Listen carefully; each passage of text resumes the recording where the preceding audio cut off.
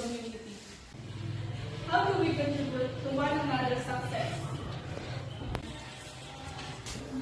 Ma'am, it's like a group project. We each have a role. If one of us doesn't do their job, the project falls.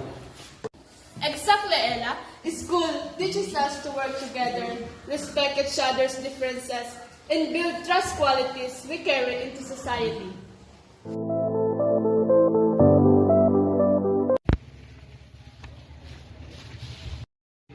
Benji, why are you wasting your time with that? You already have a job.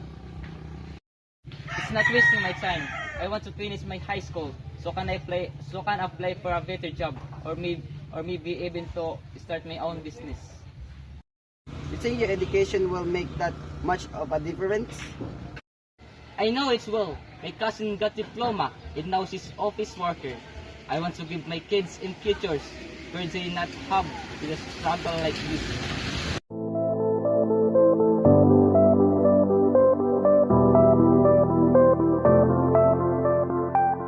Discipline and good citizenship start education. When we follow rules like waste segregation, our barangay become cleaner and healthier. But not everyone follows, so what can we do? That's why we teach values like responsibility in school. Children learn those lesson songs and spreads to families. My son, remind me how to throw trash properly now. Learn that from your class.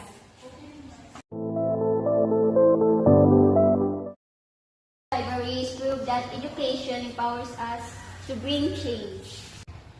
Knowledge transforms individuals and uplifts entire community. I've learned to dream bigger because of my education. I want to become a social worker to help others.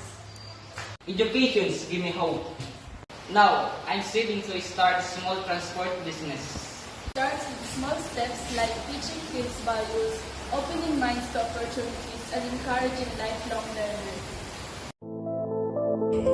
Education is not just about lessons in a classroom. It's all about shaping citizens who can contribute to a better society.